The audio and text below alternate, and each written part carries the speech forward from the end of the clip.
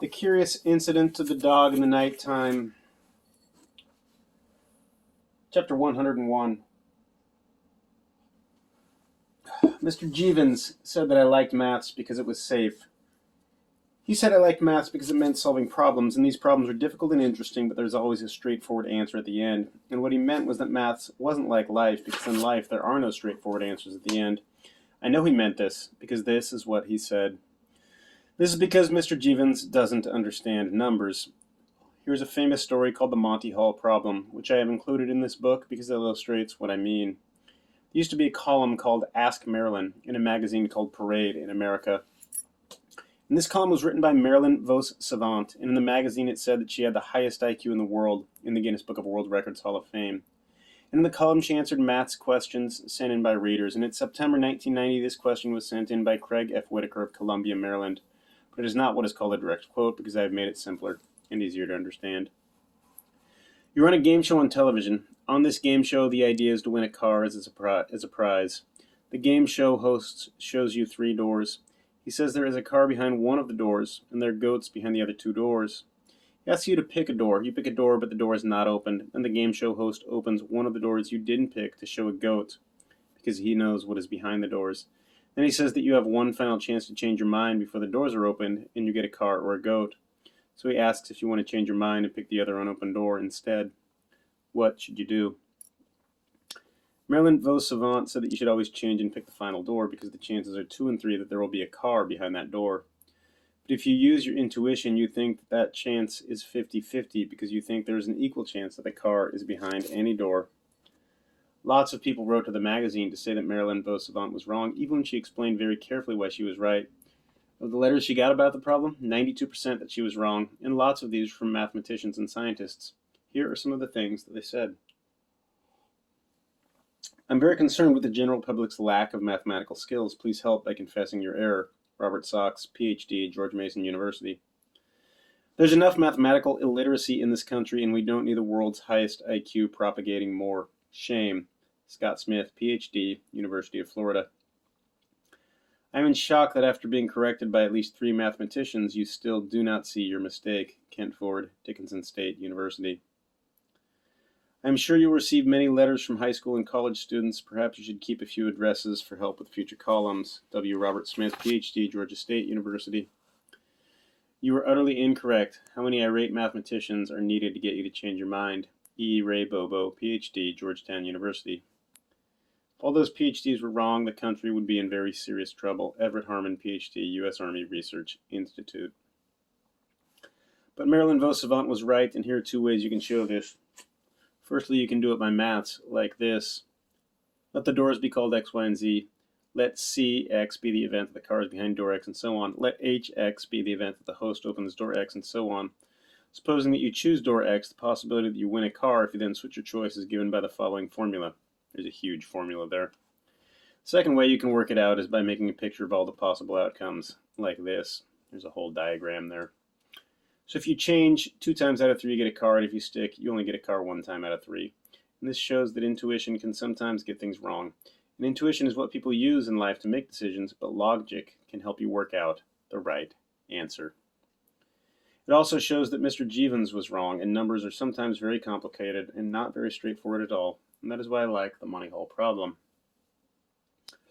Chapter 103. When I got home, Rodri was there. Rodri is the man who works for Father, helping him do heating maintenance and boiler repair.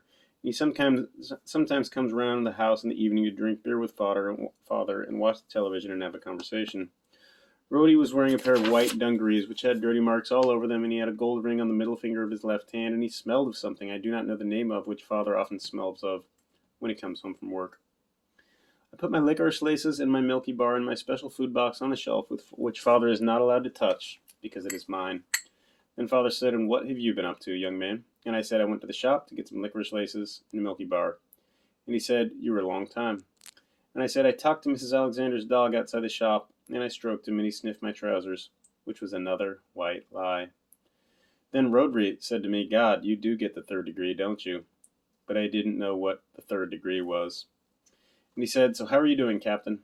And I said, "I'm doing very well, thank you," which is what you're meant to say. And he said, "What's 251 times 864? And I thought about this, and I said 216,864, because it was a really easy sum, because you just multiply 864 times 1,000, which is 864,000. Then you divide it by 4, which is 216,000, and that's 250 times 864. Then you just add another 864 onto it to get 251 times 864, and that's 216,864. And I said, is that right? And Rodri said, I haven't got a bloody clue. And he laughed. I don't like it when Rodri laughs at me. Rodri laughs at me a lot. Father says it is being friendly. Then Father said, I'll stick one of those gobi aloo saag things in the oven for you, okay?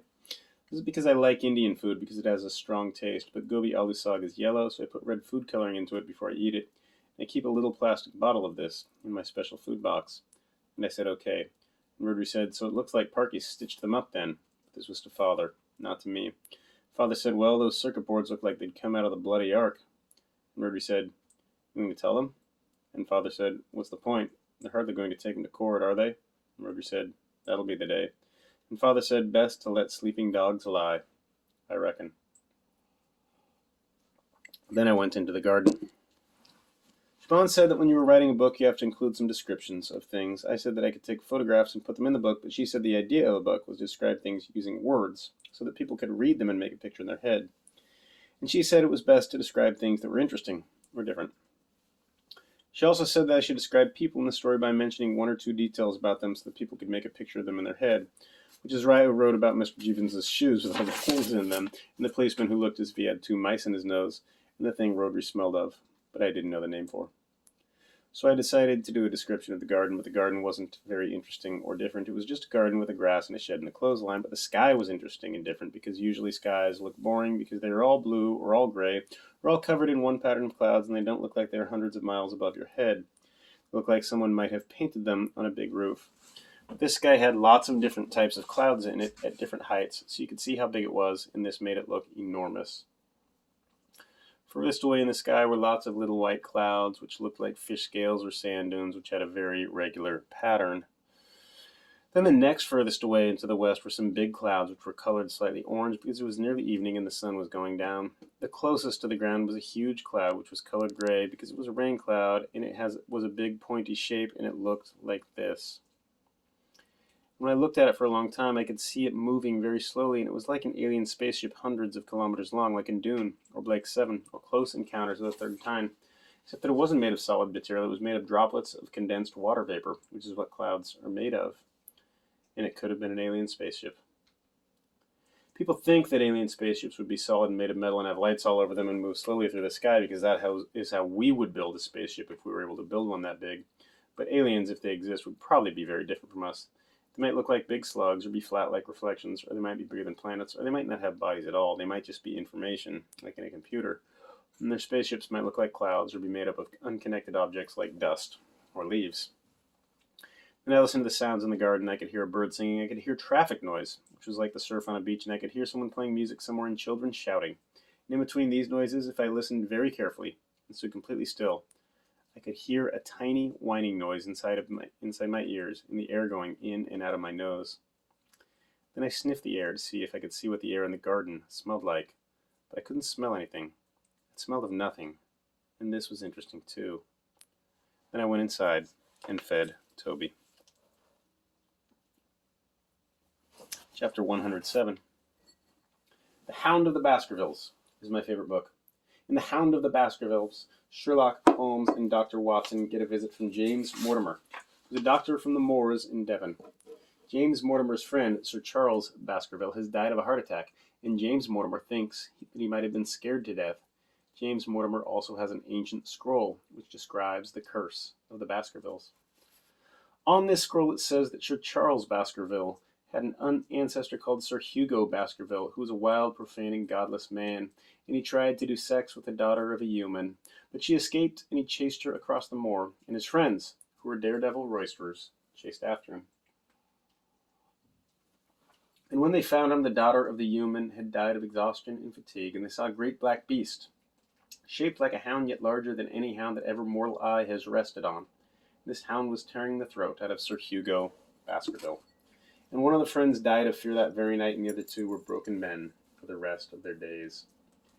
James Mortimer thinks that the Hound of the Baskervilles might have scared Sir Charles to death, and he is worried that his son and heir, Sir Henry Basketball, will be in danger when he goes to the Hall in Devon. So Sherlock Holmes sends Dr. Watson to Devon with Sir Henry Baskerville and James Mortimer. Dr. Watson tries to work out who might have killed Sir Charles Baskerville, and Sherlock Holmes says he will stay in London, but he travels to Devon secretly and does investigations of his own. And Sherlock Holmes finds out that Sir Charles was killed by a neighbor called Stapleton, who was a butterfly collector and a distant relation of the Baskervilles. And Stapleton is poor, so he tries to kill Sir Henry Baskerville so that he will inherit the Hall. In order to do this, he has brought a huge dog from London and covered it in phosphorus to make it glow in the dark. And it was this dog which scared Sir Charles Baskerville to death. And Sherlock Holmes and Watson and Lestrade from Scotland Yard catch him. And Sherlock Holmes and Watson shoot the dog, which is one of the dogs which gets killed in the story, which is not nice because it is not the dog's fault. And Stapleton escapes into the Grimpen Mire, which is part of the moor, and he dies because he is sucked into a bog. There's some bits of the story I don't like. One bit is the ancient scroll because it is written in old language, which is difficult to understand, like this.